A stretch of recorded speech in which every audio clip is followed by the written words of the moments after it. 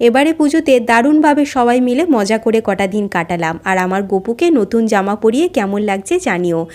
সেদিন ছিল আমার বড় ননদ বড়দির বাড়িতে নিমন্ত্রণ। প্রথমে দেখো মাছের কালিয়া, মাছের মাথা দিয়ে ডাঁটা চচ্চড়ি আর চিলি চিকেনটা দেখো জাস্ট ফাটাফাটি হয়েছিল। তারপরে স্যালাড আর তার সাথে সবার ফেভারিট দেখো মটন কষা। দাঁড়াও দাঁড়াও, এখনও শেষ নয়, আরও অনেক কিছু আছে। দিদির বাড়িতে সেদিন এতগুলো আইটেম হয়েছিল যে খেয়ে শেষ করাই যাবে না।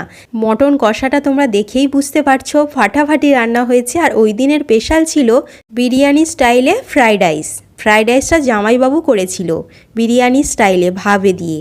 দেখো কি দারুণ দেখতে লাগছে না? খেতেও কিন্তু বেশ দারুণ হয়েছিল।